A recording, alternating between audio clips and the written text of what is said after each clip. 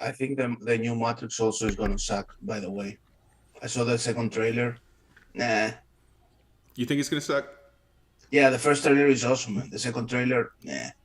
I don't know. I think old Keanu Reeves and old Trinity are gonna be pretty cool to watch beating up. No, I think they're gonna make Trinity like the new Neo and do like a trans, like thing. How are you gonna Statement. have a new Neo if you already have I the don't old know, Neo? man. They will potato the movie. We're Right. talking about Matrix. Right. All right. We're live. We're live. Welcome everybody to another episode of the Meme Factory podcast. Test. Test stream. podcast. This is test stream number 15. Yes. This evening we have Max Keiser and Stacy Herbert from the Orange Pill Hey. podcast joining us. Max and Stacy, if you don't mind introducing yourself, I'm sure we have one or two viewers who don't know who you are. We are the John and Yoko of Bitcoin podcasters. We've That's been in right. bed for basically since we met each other 18 years ago, almost 19 years ago. We've been in bed. It's just one big love adventure. It's been really great. That's what we do. We love each other. This is what happens when you buy Bitcoin at $1. You just lie in bed all day. Pretty much, yeah. Plus, we have a podcast and stuff like that. And RT, yeah. Yeah, we do that over at RT. We got a show. I consider that a podcast too. Oh yeah. I mean, it's all TV. podcasting now. Yeah. Okay. You know, that's the intimacy, right? That one aims for. Exactly. Like in say CNN, it's all like cold and Right. huge bright lights to drown out all your wrinkles. Like we show our wrinkles, we show our pimples, we show all that stuff. It's intimate. I took a page out of your book. I'm in my bedroom. You guys are in your bedroom. I figured it was the way to go. That's right. We're actually in Michael Saylor's bedroom, but don't tell him. We snuck in.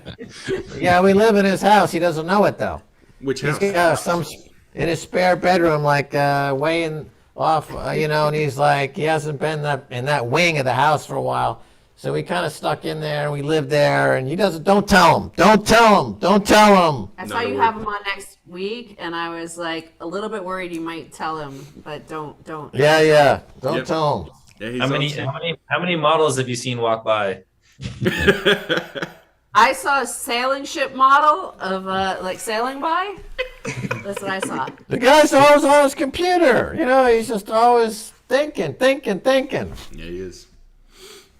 All right, so I don't know if you guys have ever seen the show or not, but we're a fresh show. We don't have any sponsors, so one of the ways I figured that. Nobody would sponsor this show, not with Grisage on it. No.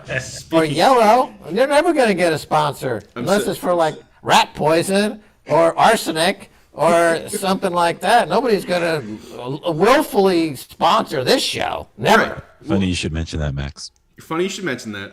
We do have a sponsor for tonight, but part of the way we were able to actually acquire them is that we told them that our guests would be willing to read the ad copy. That's the only way we were able to get the sponsor.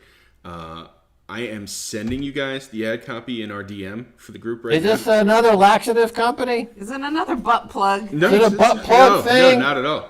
And We're glad you've at least seen the ads.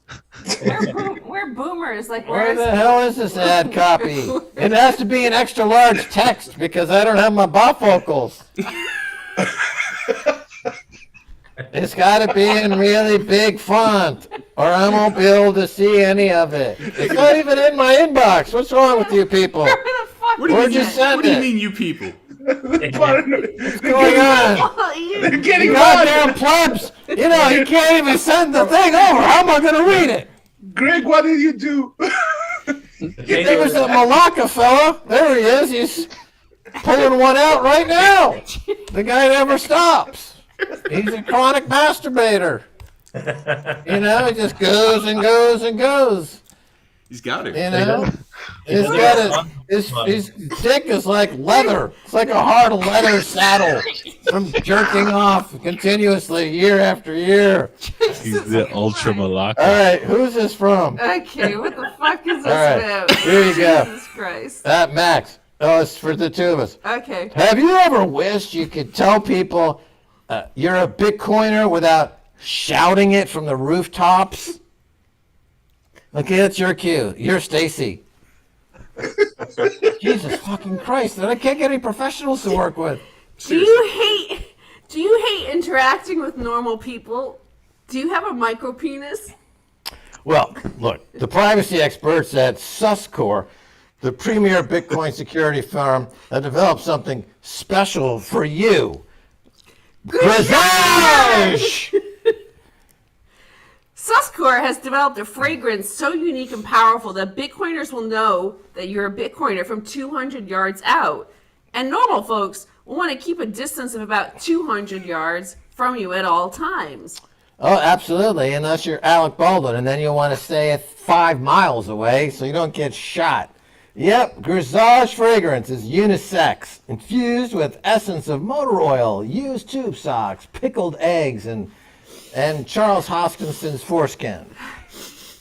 Max is wearing Grisage right now, and I'm finding it difficult to concentrate. In fact, I might pass out. That's right, so buy some Grisage right now. It's cheaper than a roofie. Let everyone know you do not have micro penis issues. Use the discount code PASTGAS for 12.5% off your first order. Not your next order. Your next order. The first order. There won't be a next order. Once you buy this thing once, that's it. You're one and done. It comes in a 60-ounce container. It's one is. You never buy it. Yep, you get the Lifetime supply. 20-gallon version of it. Install it next to your house. Spray your lawn with it. Install it next to your bed. Grisage. Get rid of your neighbors. Yellow's been They'll using never it. come by. Well, that was exciting, guys. Thank you. Thank you very much. Thank you. We can get We're paid now. getting paid again. Yes. I'm glad you got paid. Grisage. Grisage. Hey, how do you guys feel about Michael Saylor buying another 1,400 and something Bitcoin? He's a mad lad. Mad lad. He's taking all Doesn't of it. stop. He's not leaving He's it. taking all of our Bitcoin. Yeah. Did It's you- getting, it's getting annoying at this point. Every time he buys it, it dips. So I kind of like it. Yeah, somebody pointed that out today. Every time he makes a purchase and announces it, we get a dip. Well, Max actually said to me, I think we were having coffee, and he's like, "What's up with Bitcoin? Why is it down?" I said, "Because Michael Saylor bought some Bitcoin." Right, exactly. Didn't I? I said that. Yeah, that's right. It seems to be a correlation there. Well, there you go. Someone else is going to have to come in and gobble some up. At that Sailor low print, we need another huge buyer in there. Maybe a sovereign wealth fund, maybe Grisage. Grisage got to come in. I don't have I that think kind we- of juice. I think we have a lot to talk about. I see the cap Max is wearing. Yeah. So as I understand, you guys became Salvador residents first, and you're going for citizenship or something. Yeah, we filed the paperwork for citizenship, which should be coming now any day. So we're going to be full-fledged Salvadorian citizens, and we'll be there in January. And that's really the ground zero for the sovereign Bitcoin explosion, and very exciting. Awesome. Nice. Can you talk about that a little bit? Do you get like some preferential treatment, or is that for all the plebs that can do that as well?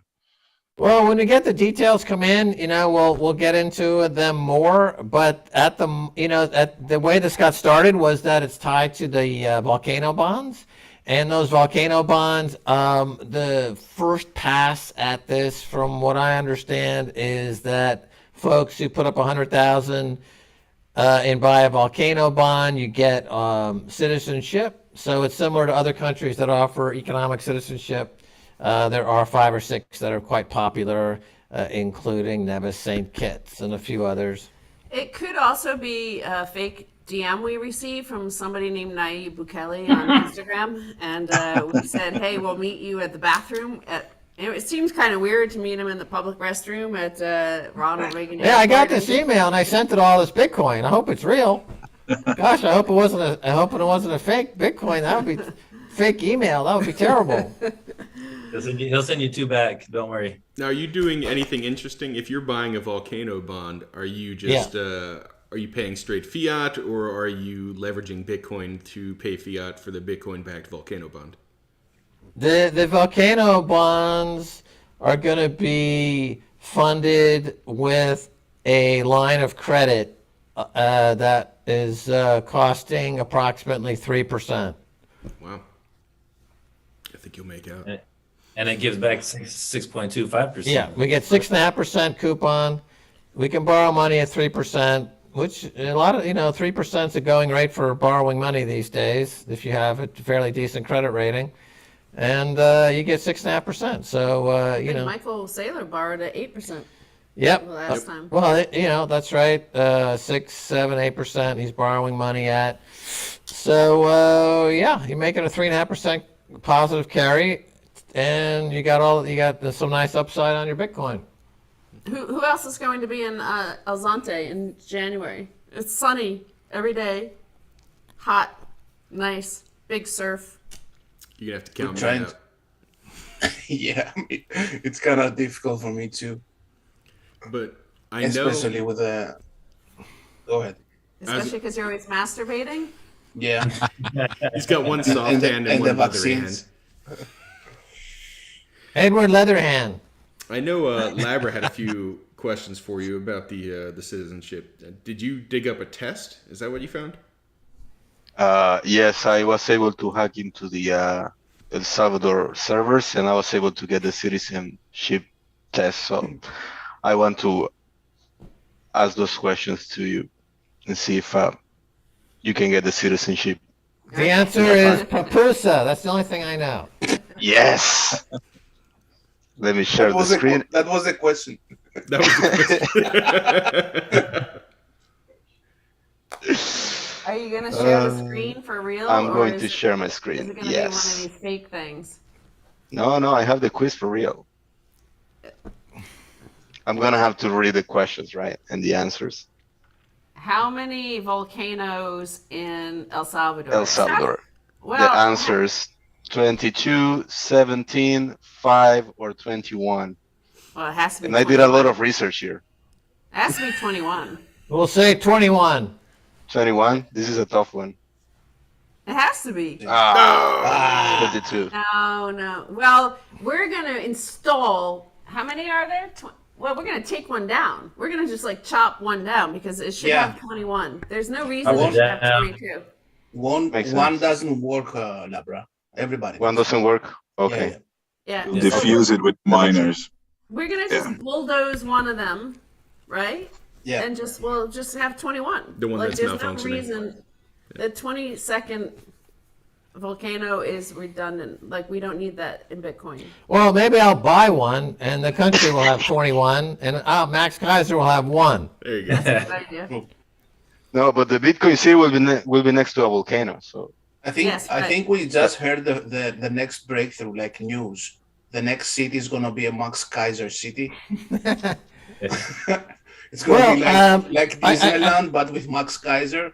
Yeah, I floated this idea that they should start an English speaking 24-hour news channel. So like BBC, Al Jazeera, RT, it should be El Salvador, 24-hour news in English. Oh, okay. Because he can't speak Spanish. Well, because like all these countries have English news so that they can tell their story to the English speaking audience, in the United States. So that's what Qatar did with Al Jazeera English, going back to Gulf War I, and they figured out that they got to tell their story to the English-speaking world, but they have to do the news in English. And so then following them was Iran and Russia and France and Germany. And so I think El Salvador should have their own 24-hour news channel in English. You think they'll go for that? What? Do you think they'll go for that?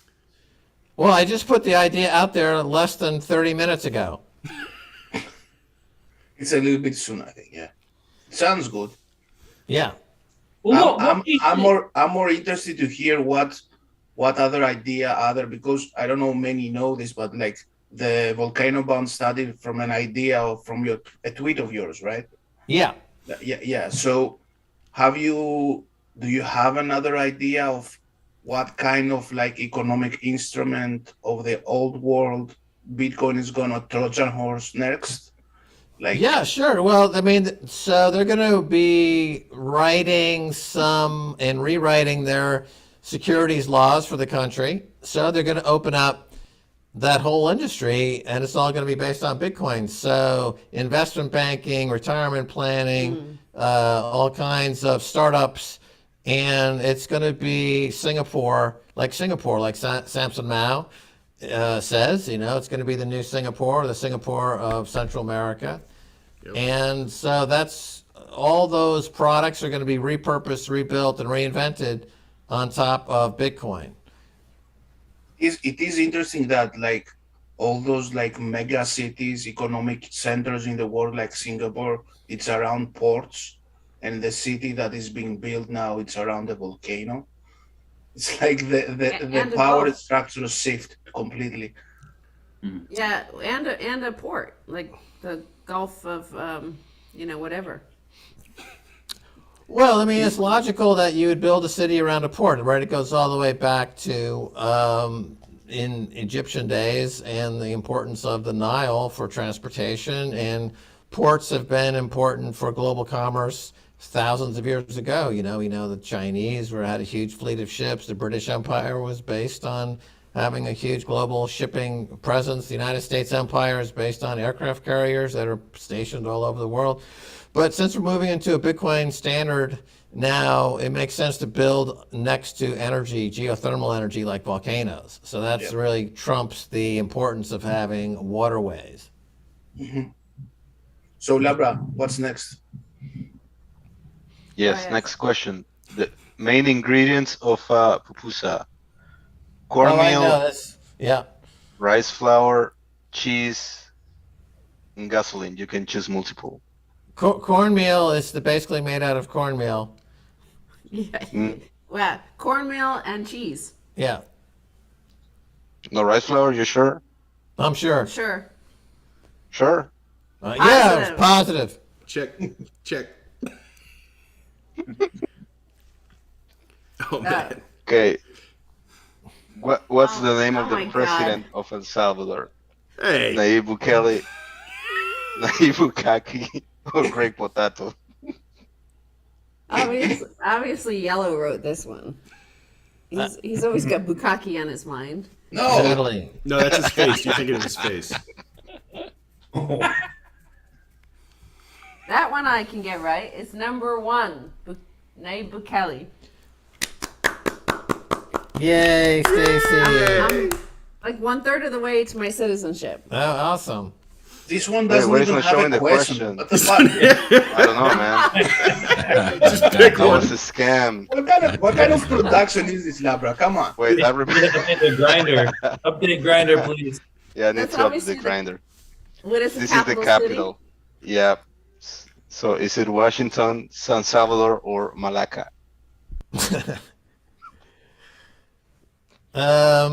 Secaucus, New Jersey. City? It's number 2, San It's obvious with Salvador. the sun.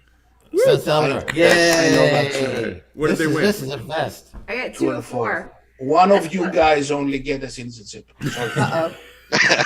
All right. Sophie's choice. Who's it gonna be? Oh, no.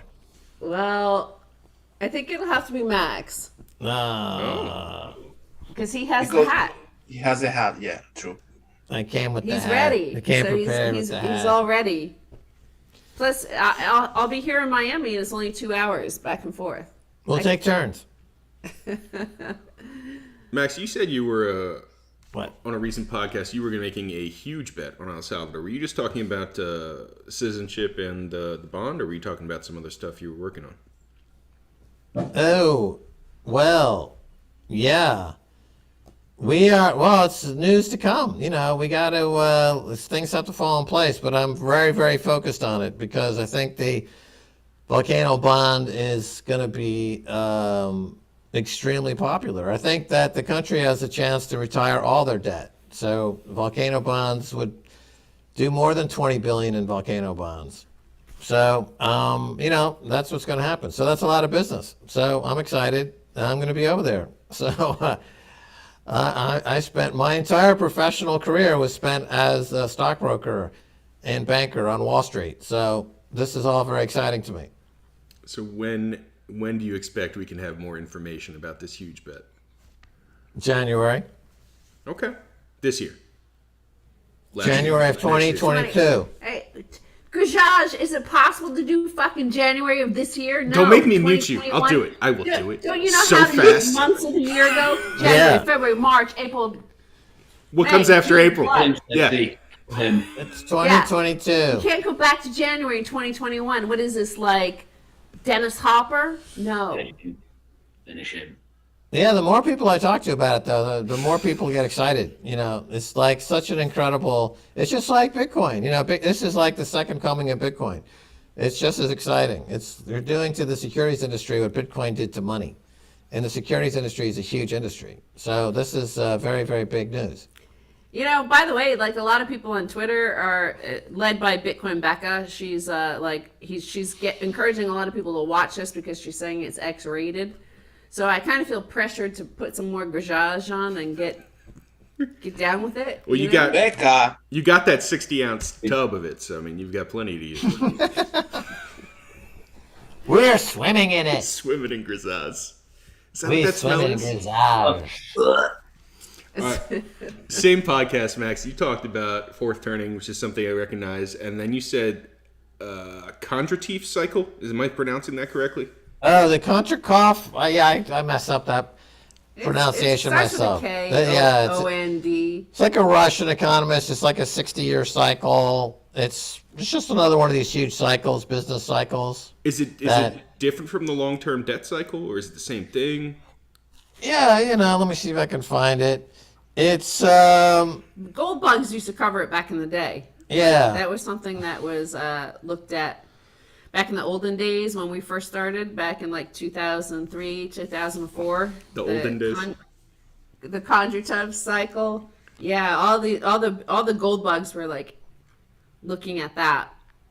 But it's like a giant 60 years. So 3 or 4 generations. It's almost like a fourth turning, I guess. It's like every generation is what, 20. How many years is a generation? 14 years?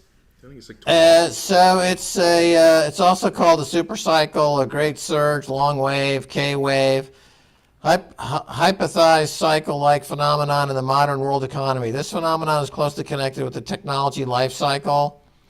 So it's spelled Kondratieve,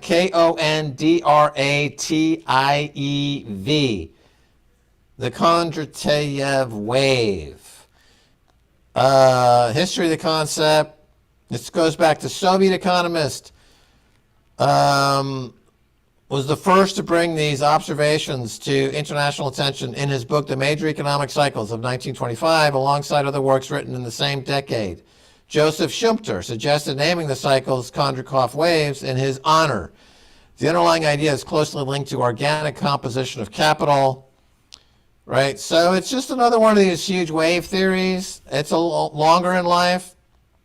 So here's a chart that shows one going from 18. It's a beautiful chart. Yeah, I'm just looking at the wiki here. Oh yeah, put it up on the screen.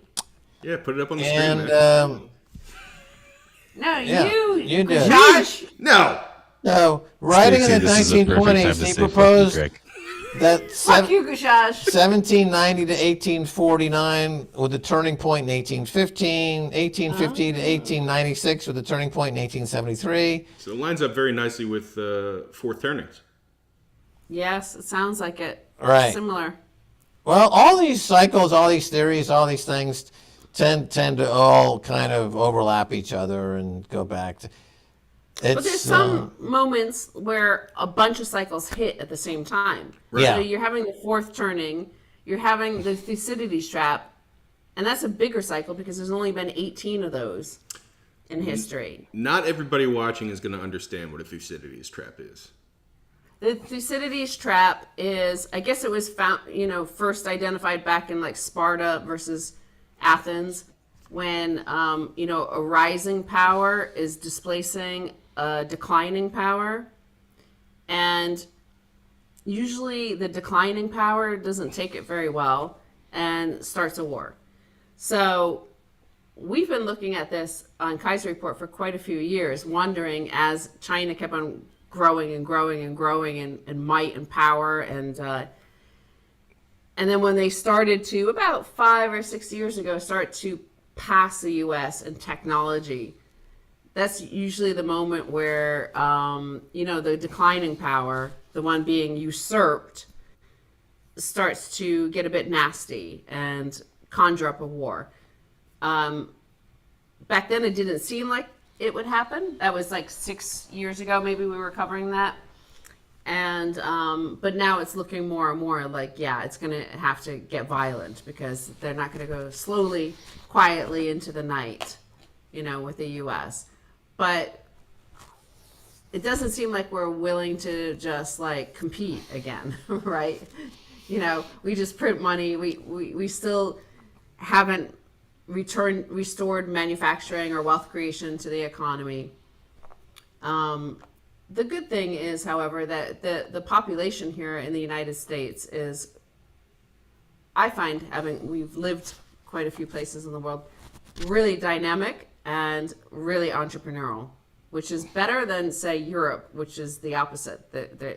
Even though entrepreneur comes from France, they don't have much of it. They're able to identify that which they are not. True. So all these cycles converging seemingly at this time, and we've lived. I think the one that's most key for me would be the interest rate cycle, which starting in 1980, when the 10-year U.S. Treasury bond was at 16%, 17%. So that was the top that was achieved by Paul Volcker and the trying to wipe the inflation out. Wipe inflation now or win was a big program. The 70s, you had the stagflation, you had inflation. Then they raised rates, so Volcker raised rates, and they topped out at 16, 17% on the 10-year note, which, by the way, at the moment is yielding 1.6% or 1.5%. So from 1980 to 2021, you've had this 40-year bull market in bonds. And that's 2 generations now that have known nothing but lower rates and higher bond prices. And with those higher bond prices have come higher asset prices and the financialization of the economy, everything that we know. And so that cycle looks like it's going to turn. So that would mean that bond prices start to go down, interest rates start to go up, and that would be something that for 2 generations hasn't been experienced at all. So it's going to be very unfamiliar. But that's going to be a completely different economic situation than what we've had for 40 years now. It's the longest bull market in bonds, I think, ever. To give you an idea of how low interest rates are, the interest rates have never been as low as they have been in America in 240 years, which is to say for the entire history of America. Interest rates in the UK haven't been as low for over 300 years. That's how epic these cycles are. That's the interest rate environment we're talking about, a once in a multi-hundred-year low. So once that bottoms out and you start to see an uptick in interest rates and back to a normalization, which would mean a normalized interest rate environment means 5% on your 2 to 3 year Treasury bond, not 1.5%, or not 2 to 3 year Treasury bond, it's 0.5%. So you're talking about a 10x increase in short rates, which means an incredible shattering of the asset bubble. Wouldn't a uptick in interest rates more than anything just mean that they're gonna to taper? And your guys' famous line is you can't taper a Ponzi. Right, they can't taper a Ponzi. So what's happened is that as the need to raise rates is manifested over the past 40 years, but in particular over the past 10 to 15 years, it's been obvious that the Fed should have been raising rates, but they can't raise rates because it's you can't taper a Ponzi.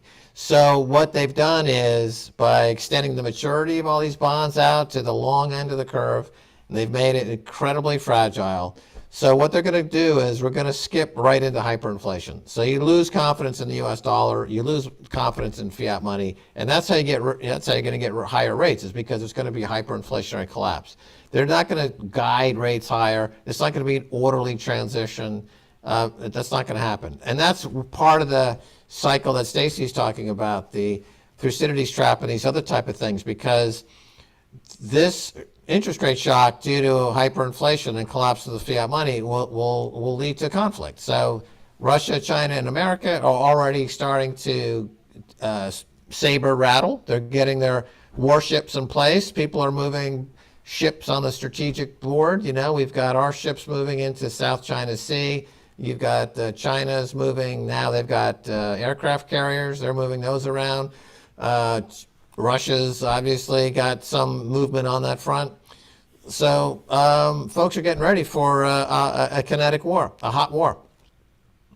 That's pretty interesting, because I never thought about that with hyperinflation, they can raise rates nominally, but rates will go, the real rates will go even more negative, even though they're raising the rates nominally.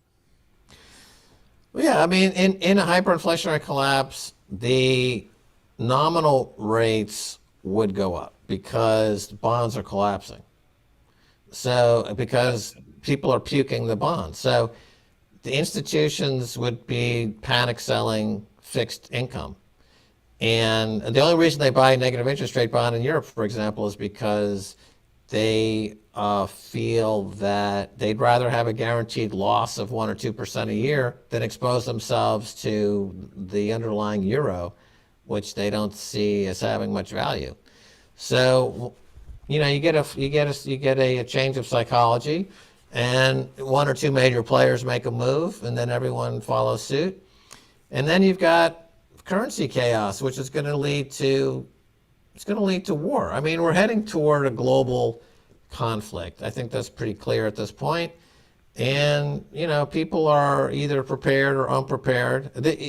In Washington, D.C., the comments coming out of our leaders in Washington, they seem very confident that they can handle a world war. They're saying that we're ready. We're ready to go. So they believe that they're up for it. So we'll see. What kind of messaging have you been seeing that leads you to think that they're saying they're ready for a world war? It was just this past week. The various senators interviewed by media outlets on Fox News. Remember the Fox guy, News. the Republican congressperson who was saying we need to nuke Russia. We just need to Right. drop a nuclear bomb on Russia. And he's like, actually a congressperson. Oh, no. Right. So they've already talked about dropping atomic weapons, and also sanctions, by the way, are an act of war. It's considered to be an act of war. The U.S. has already got sanctions on several countries, and they're talking about stepping sanctions up. Yep. So that's an act of war. That is, you are now engaged in war. I saw WAR. news today that they were like considering bombing Iran. Yeah. Like it's just like nonstop. I was just I tuned in to Twitter today, and it was just like we might bomb Iran. We might send troops to Ukraine. We're gonna boycott the Olympics in China. We're like it's like nonstop. It's like wow. Like the picture my Twitter stream is painting is end of empire, Thucydides trap moment, like a giant shift in something happening. Yeah, because you can't taper a Ponzi scheme, right? So the U.S., they cannot, like Ben Bernanke said when he was over at the Fed, that they can reverse course in 15 minutes, that they can start raising rates at any time. And that's a blatant lie. You know, they can't. They haven't been able to do that. Yeah, every time 20 years. Yeah, the market just pukes when they say they're going to taper. Right, then they chicken out and they flood it with more money. There's never been a month where, in aggregate, global central banks have not increased money supply by a substantial amount. And even that's right. Even during periods when you have, like, the U.S. will take up rates up, ECB will drop them and flood money. Bank of England, Bank of Japan is the worst of them all. Like, in aggregate, there's never been a time in 20 years when the overall money supply by central banks has not increased. If you look at the big picture, the whole picture, they each take turns saying that they're going to maybe tighten a bit, but in aggregate, they never, ever have ever done. Going back to the Thucydides trap, do you think that El Salvador could be on that list that the United States would try to go after? Well, you see the news in the past 24 hours suddenly erupted. I was wondering what, I mean, obviously the U.S. was going to respond when they introduced the Bitcoin law. Yeah. I kind of was waiting for it, and I was surprised that it hadn't happened sooner, but I think this is finally the response. It's kind of hard to know, but, I mean, the U.S. is involved in that whole, in certainly Central America especially, but all of Latin America is our backyard, and we think we control it. And yeah, I mean, they came pretty hard in the past 24 hours, and it seems the president of El Salvador is not backing down, which Not at all. is pretty remarkable. So, I mean, obviously, it itself, El Salvador, is not part of the Thucydides trap because it's not like a huge superpower like, China with 1.4 billion people and all the technology that they're developing. But it is the tip of the spear from a Bitcoin displacement perspective, right? for the US dollar. Right, yeah. but you hear people in Washington like Brad Sherman talk about Bitcoin and the industry, and you understand that I have nothing to worry about here because that guy is a functional idiot, right? I mean, he has oatmeal for brains. He's literally somebody who got their dick caught in an electric socket, fried their brain, and is a walking protoplasmic piece of dog shit with no ability to articulate a coherent sentence. So if that's the enemy, if that's the opposition, I'm not worried. How are they Yeah, gonna- I think we're not worried about that guy, but like all those guys with guns that he can order around. Well, you have to have faith. Bitcoin is here, and Bitcoin is taking us a place where we need to go, and it's rooting it in El Salvador, and El Salvador is a beacon of freedom. And if you believe in freedom, and if you believe in the principles of freedom, and you believe in the Constitution, the Declaration of Independence, and the Bill of Rights, even if they're not working in America, they're working in El Salvador as it's been recodified as the Bitcoin protocol. So it's going to be, it has the benefit of being right, and that is going to be carry the day, in my opinion, particularly when you're fighting against people that are funded with fiat money. The thing about the U.S. war machine is that it only exists to the extent that they continue to print money. There's no value there. There's no manufacturing. There's no underlying GDP. They're already in the metaverse of dog shit. They have got nothing there. They're going to this international poker game with, a pair of jokers. They got nothing. They're not going to do this. It's not going to work. So then the only way that they can even try to fight is by printing more money, which makes Bitcoin more valuable. So, Bitcoin is designed to be attacked. And the U.S., if they want to attack Bitcoin, thank you very much. That's how we get to 220,000. Thank you. Keep doing it, U.S. Thank you. Thank you. Thank you. Thank you. And the way I understand it, it's always they're creating this demand for dollars outside of the U.S., right? And now I believe this week as well, it was India and Russia. They mentioned they did a weapons deal that they're no longer doing in U.S. dollars, but they're doing it in rupees and in rubles. Yeah, the total U.S. dollars by volume globally continues to shrink. So after World War II, it was up in the 80% bracket. It's now flirting with dropping under 50% globally. So once it drops under 50%, then the dollar technically is no longer world reserve currency. You can't even make believe it is anymore. So it's getting very close to that level. I think that's when the shit really hits the fan, because then people are going to be like, you know what? We're not going to do any deals in the U.S. dollar anymore because they're inflating now. It's gone hyperbolic. We need to get out of there. So that's when you have a sudden drop in dollar value. Price inflation hits for real 20-30% inflation in the US, gasoline goes to $10, $11, $12 a gallon, and people are going to be freaking out, but it'll be too late. It's also that it's the problem with the Triffin dilemma, right? Which was identified during Bretton Woods. So, you know, the problem, especially since Bretton Woods, since the U.S. dollar reserve system, but especially since 1971, is that in order to maintain the U.S. dollar as reserve currency, to use a national domestic currency as a global currency, instead of, say, previously it was gold,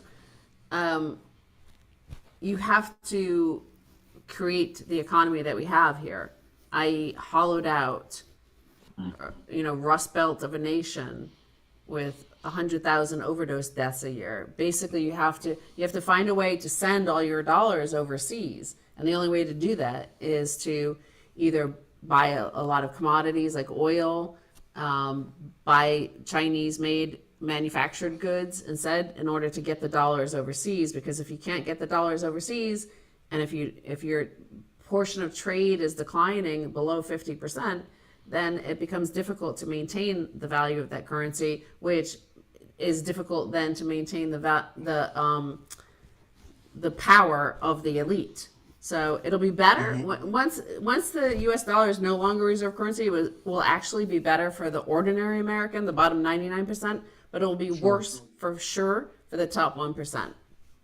Yeah, and it's interesting because the dollar is, I kind of look at it like it's been, what you're saying, Stacy, it's like the number one U.S. export, right?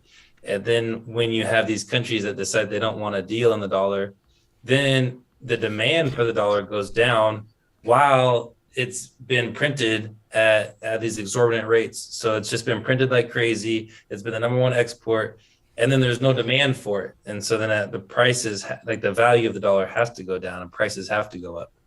Yeah, Lynn Alden wrote a great, very long piece about the problem with the shrinking U.S. economy and the shrinking demand for energy, which is priced in dollars. So if we had we set up this petrodollar system, but the consumption of oil and petro products have been declining as we become more efficient and things like that.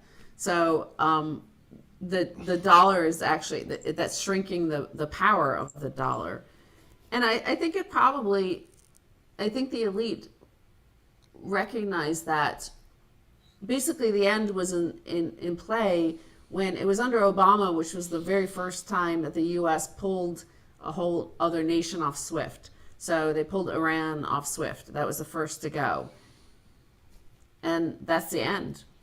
You're basically declaring the end of the U.S. dollar as the global payments rail, because any global money needs to be neutral. It has to be, money for enemies or currency for enemies. This is like it has to facilitate trade regardless. Gold did that for thousands of years, and now Bitcoin will do it, because as soon as the U.S. dollar did that, it was no longer fungible. It was no longer money. Explain that. If I can bring it back in the volcano bond, I remember you guys, I think it was 12 or 13th, 2012 or 2013, back in Athens, you were doing like a mini documentary about the crisis here. It took a bunch of years more for those bureaucrats to create a kind of like system for the loaning and everything. And I don't know, I don't think most Bitcoiners understand how groundbreaking the Bitcoin bond is. Like it really democratized, for a state to take a loan, like inside like 6 months. it's like, if you can like say something more on the topic. Well, in the Eurozone, they don't have a federated bond market, so you had a lot of problems. It's very poorly conceived. So Athens was borrowing money at the same low rate as Germany. That set up a huge arbitrage and huge problems. So with volcano bonds, you have the ability for the country to borrow at international bond markets and tap into the incredibly readily available and relatively cheap geothermal energy. I guess you got to compare it to Iceland. So, Iceland is an economy that built itself up on geothermal energy, and they were attracting a lot of aluminum smelters to Iceland. So that's how they export their geothermal energy, is that they smelt aluminum, the aluminum ingots, energy. and then they sell those aluminum ingots, and that's how they sell their geothermal energy, because you can't really transport the energy efficiently in any other way. So here you have geothermal energy in El Salvador. They're going to convert it to Bitcoin, which is the hardest money ever known in the history of the world, which then they can use this as an incredible way to bootstrap their economy in all kinds of different ways. And it's based on what's becoming emerging. To replace the dollar is the Bitcoin standard, and they've got this huge first mover advantage, so they can get out. Whereas in Greece, they were stuck because there was no way to break the way that the Greek financial markets were balkanized. In the EU, there was no way to really break free of the European Commission and what became known as the Troika. So in the IMF and the ECB and the EC, those three, when they got together, they created like an iron triangle that nobody could break free from. So here you have El Salvador, and they've been under the yoke of U.S. dollar domination for decades. And so here's a way out. So I think the U.S. maybe this week we're starting to put two and two together and figuring out that, wait a minute, we're going to lose El Salvador with these volcano bonds. Yep. So they're starting to talk a little bit about it, but it's too late. It's just like they're too late about Bitcoin. They're too late about volcano bonds. They're just too late. The U.S. is they fucked up basically, and we got to accept that. Do you think that that Bitcoin has obsolesced the protocol that John Perkins talked about in his book? I think so. I think Bitcoin has now given this country in Central America a way to break the cycle. Because, the cycle in Central America has always been between military dictatorships and socialist hellholes. And you see that in all over Latin America. So it goes back and forth between these two extremes. And now you've got a leader from not any of the parties. He's not tied to any of the old parties.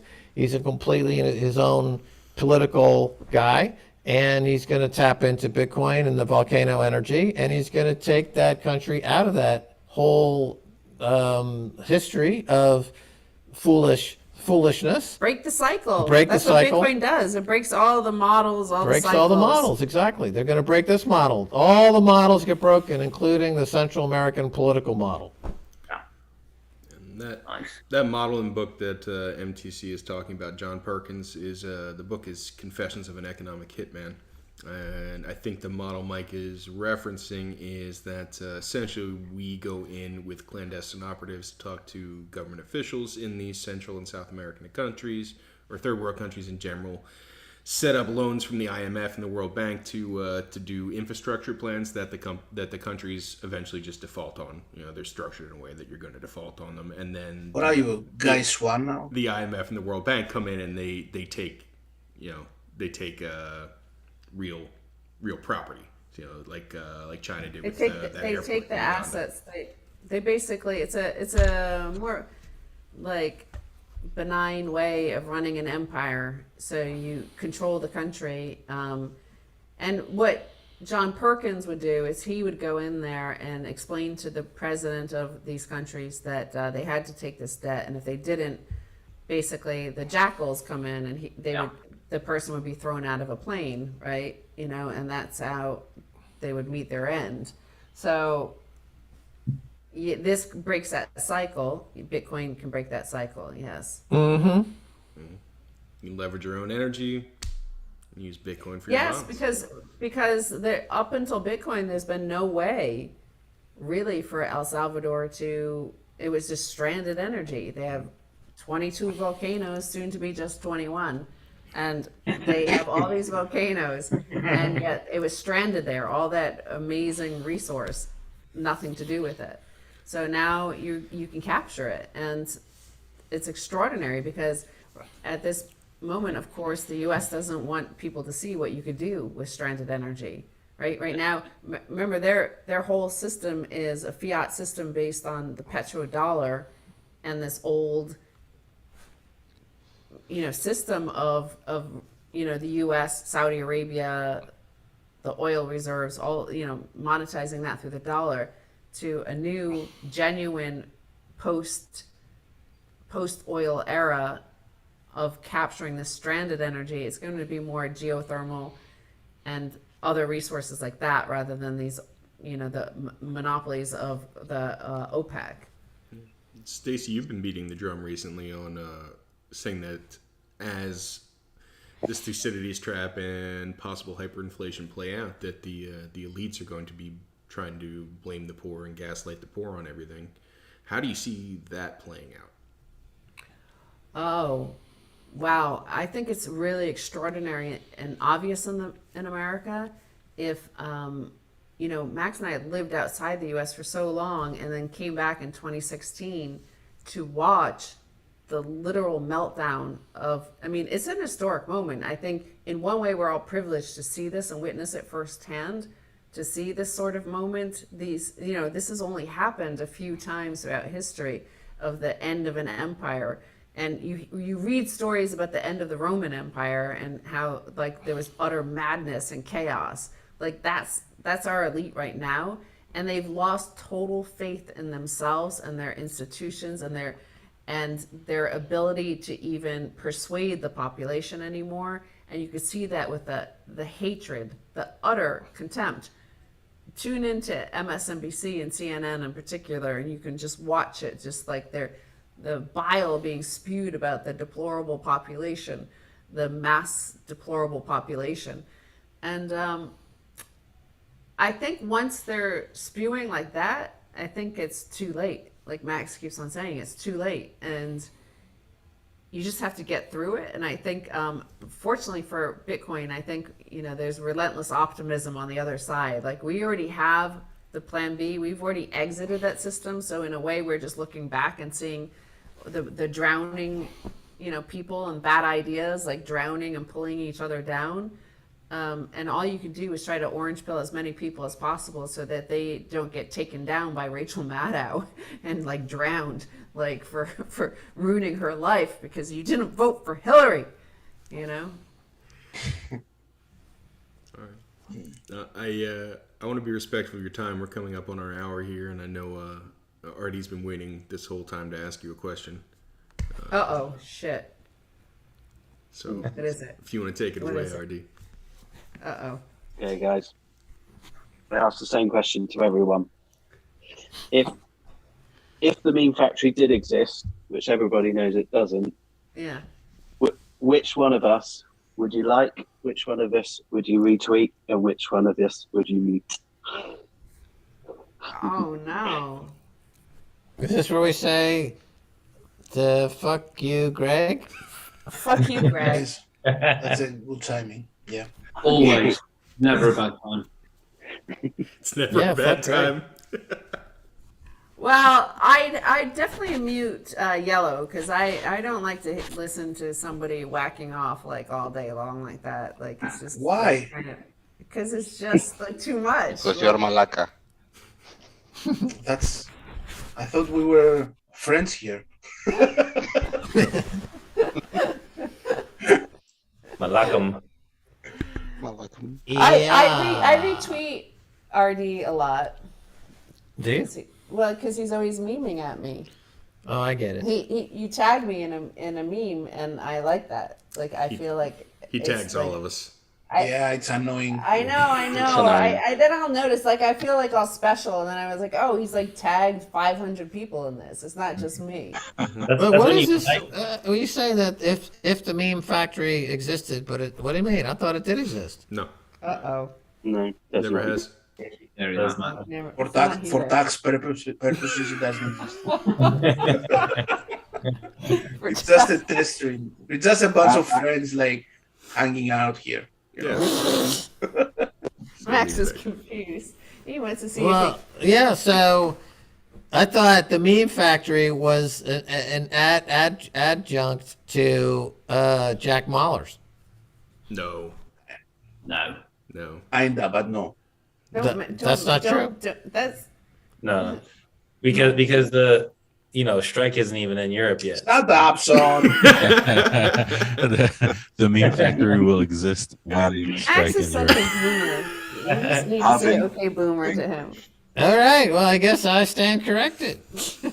I had no idea about the disassociation of the Meme Factory didn't exist. That's It's right. only the metaverse that doesn't even exist either. Exactly. You won't even We've got remember two this really in the more- morning. All right. So. Jeez. Got two really important things. I That's think, all. Sean, you have something about the halving? Oh yeah. Oh yes, we have an invitation for you guys because Yeah. for the 2024 halving, we think 3 years in advance, 3 years ahead. 2024 halving, we're having the meme factory party Right here.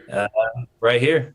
Where? And But how can you have it if there is no Meme Factory? That's what I'm saying. I know. You're saying, It's here's a confusing. Meme Factory. It doesn't exist, but we're going to have a party on the factory. How can I go to a party that's a Exactly. place that doesn't exist? The- If you Come on, can don't figure it you out, let us know. Max, Max, you that's like Peter understand Schiff taxes, saying right? that Bitcoin doesn't exist because it's not physical. Come on. It's like Schroeder's cat. Like it exists, but it doesn't. Yeah. Max lived in Manhattan in the 1970s. Like, how do you know how to get to a party that doesn't exist without a passcode in the Exactly. basement of a transvestite club? Yeah, That's you're what- right. All right, now you put in those terms. You count me in. Oh, Let's fucking go. Stacy, are you in? I will be there. I'm already there. I don't know why you guys aren't. We're there. We're living it. 2024 halving with the meme factory. It's Oh. gonna be a blast. Marcus, did you say there was a second thing? Yeah, is this burning question? I don't know if you guys want to get into it, but the 220K price target. Yes. Has it been What about adjusted? it? What's happened? I'm giving my exclusive to Daniela Cambron about all my prognostications on price. She is my go-to for that. So you're gonna have to wait and hear my comments on her show. Got it. When can we expect that? Before In strike the next few weeks. In the next few weeks, I'll be on that show, and I will add that haven't reached the end of the year, so I cannot really. I have to wait till January to see how this all shakes out. January next year. January 2022. God damn it! How many times do we have to go over this? We were in 2021. It's December, and then it's going to be 2022. January of 2022. That's when the new year starts. That's when people say, "Oh, the price is going to be this and that." I'll be on her show talking about it at that time, and that's when we're going to get into it. I Strike's a will potato, say Max had the closest call at 28K last year, and people were doubting that 28K, and it came right through. Was it really only 28K last year at this time? Was ended Like December, 30K. Yeah. just like Max We said. still got 3 weeks, guys. Don't be such pussies. It could 10x from here. We Yeah, got, three we more got Yellow weeks. doing daily "Don't Stop Believing," so we're good. All right. Let's close it out. Do you guys have anything that you want to tell the audience where you're going to be, other than this Danielle interview where you're giving her the price targets you're not giving us? Okay, I can tell you we are not on Instagram. We are not direct messaging you there. We do not have some amazing investment opportunity. I don't know why I get 2 or 3 emails a shit. day. Is this Yep. you on Instagram? No, I didn't send you that stupid DM. No, I don't DM Max. I'm not Nobody gonna talks DM about you. our OnlyFans account, Yeah. because I don't think we have a lot of people that watch us on OnlyFans, even though that's where we only do our real That's our only content. really. No. Even that happened before strike in Europe. Oh. But you need to go to t.me/orange pill. Yes. That's where we are. That's where you can go and say, leave your dumb messages saying, hey, is this Max and Stacy DMing me, offering me 5 free Bitcoin? No. The link is in the Exactly. show notes. Go there. Look there. All their stuff is there. And hit the thumbs up because they might one day get another sponsor. Maybe. If you get enough thumbs up. Thank you, Stacy. Thank you. All right. Yeah. Have a good night, everybody. Thanks, Stacy. Thanks, Good Max. night. Thank you. Bye. Stacy, thanks, Max. It's fun Bye. being in bed Thanks, with guys. you. It's our pleasure. Are we out?